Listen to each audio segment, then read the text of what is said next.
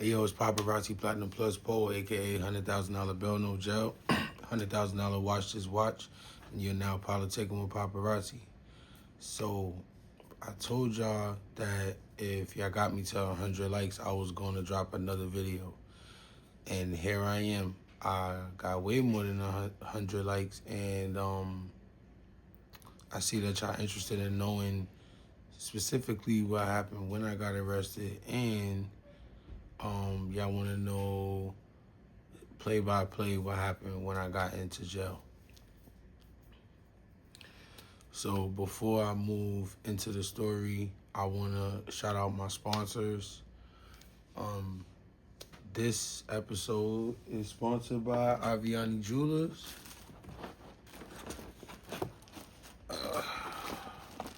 As y'all can see, Aviani Jewelers also makes apparel, and they hats are super duper dope.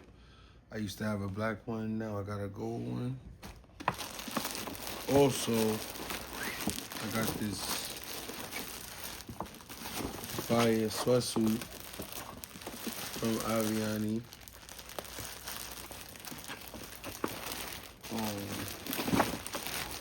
Y'all go pick up your jewelry, I should get y'all one. He violated too. He gave me an extra large sweater with a large pants. And I got some other stuff in here that I can't show y'all yet because it's a surprise. So, shout outs to Aviani Jewelers. They sponsored this video. And shout outs to my other sponsors like Heart Music Supply and the Re-Up, just to name a few. So let's get into the story. So as I told y'all before, I was driving on my way back to New York City. And as I was driving back to New York City, we stopped for gas. When we stopped for gas, I'm not sure if I went inside the gas station. I think I did briefly, but I know I had to use the bathroom. So I went and I used the bathroom. While I was using the bathroom, I contacted my family, and cause you know when you're using the bathroom and it's taking a little minute, you might want to make a quick phone call or something. That's what I did. Called my family, see what was going on, trying to see if I was going to be back in time for some errands. I come out of the bathroom, I see a whole bunch of police. Of course, like any black person would in Pennsylvania, I get nervous. So then I run back into the bathroom and I start to think to myself, do I really want to leave this bathroom? Because I don't know what the hell these officers out there for. But, you know, I was clean. I didn't do nothing. And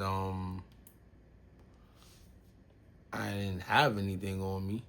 So I walked out the bathroom. Of course, as I was walking, I looked at the officers. I looked at the car that I was in. And I was still on the phone, so I kind of walked off away from the car and the officers to finish my conversation. And as I'm finishing my conversation, I was approached by an officer. When I got approached by this officer, he asked me, was I in this car?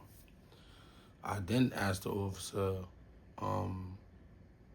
what's his reason for questioning me? And he told me that he got a call from another county stating that somebody in my car did something they wasn't supposed to do. I'm like, I don't know nothing about this. The other officer comes and he says there's something wrong with the plates and the stickers. Another officer comes and he says something about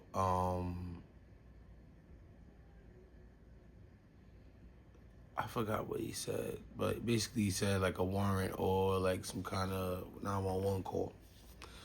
So all these things was confusing to me because I was just trying to get home. I immediately got upset. Called my family back.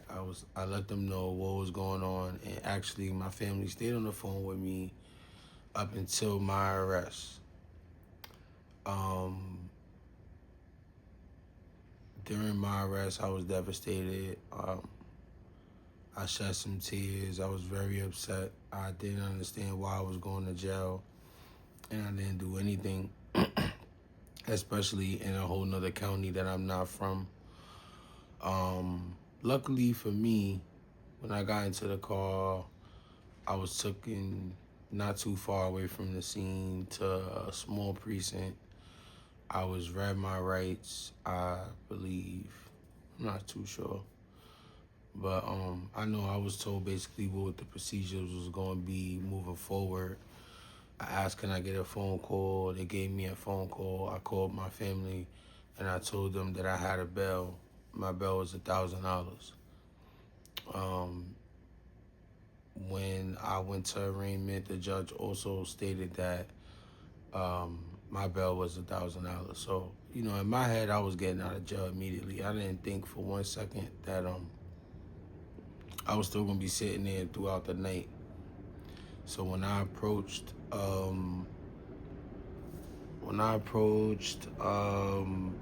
you call it, Bucks County, I asked for one more phone call, and I called my sister, and I told my sister what happened and what I needed her to do. She complied, and she reached out to my family, and they put it together.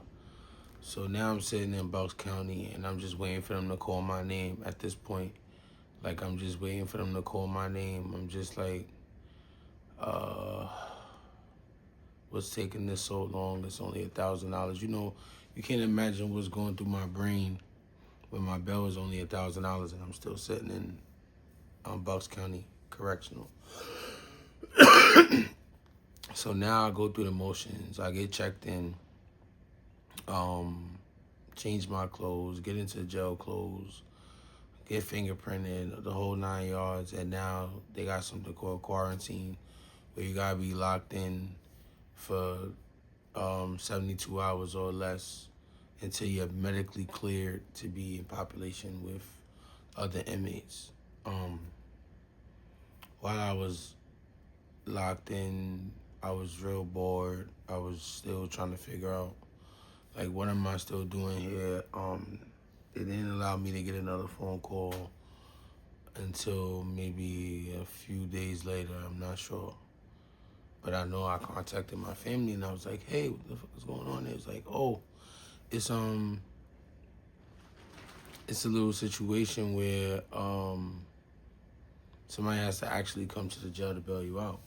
So I'm like, all right, cool. Let's put that together. So they arranged for somebody to come bail me out, and they tried to come bail me out, but unbeknownst to me, I signed paperwork stating that I was going to give the Rikers Island people, or like whoever is looking for me, permission to just come and get me. And it's called like waiving your rights for jurisdiction. I was tricked by the half of whatever you want to call that lawyer that they issued me into signing this paper, because she said that it would speed up the process of me placing bail. Why didn't I read that paper? And I mean, I kind of skimmed through the paper, but I didn't comprehend the paper. So that was my loss, right? So by the time somebody came to bail me out, I couldn't bail out. So now I'm stuck in Bucks County. While I'm there, I meet a couple of people. They pretty cool. One stood out a lot to me because he was in the same predicament as me, but he actually made bail. So I was kind of confused. You know how it is when you're locked up. I was kind of confused. But I understood my legal situation once I started to talk to people who actually knew, um, like, had knowledge of how this goes. I haven't been locked up in a minute, so I didn't know. So, I finally got off quarantine, and I started to go to rec. I started playing basketball. I met a few dudes on the court that was cool. It was this one dude that I called the Juggernaut. Me and him used to go at it like every day. He was like fucking 6'7", fucking 300 pounds. And I used to play one-on-one against this dude, scraping my knees, no homo, scraping my arms. Just trying to fuck this dude up. And he was fucking me up. It was crazy. At that point, I realized I needed to get in shape.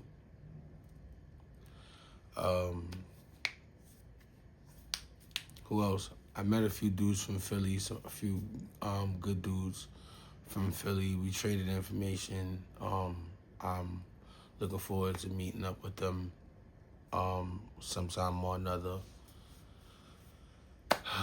As y'all know, I ate like a freaking hippo. Was heavy on the medical. Went to go see the nurse as much as possible. I read as much as possible. Eventually, I started listening to music. I actually was trying to get a job there too because I figured I was going to be there for a little minute. So I tried to get a job there, but they ended up dubbing me. And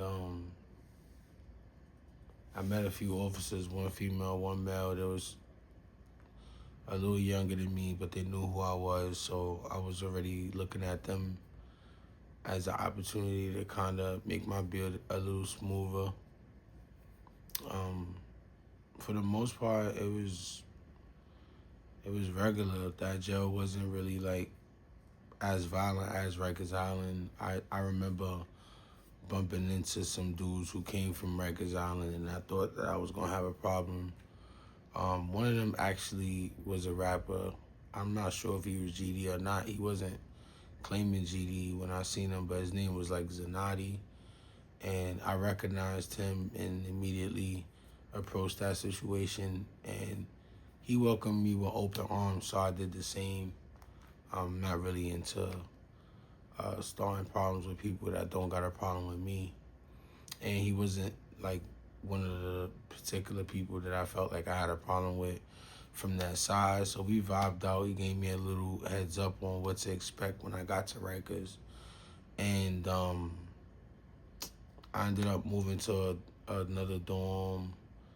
It was pretty decent. Wasn't really too many people there from the city. I met like one or two. It was smooth, man. It was like an old man's jail, to be honest. Going to chow was cool.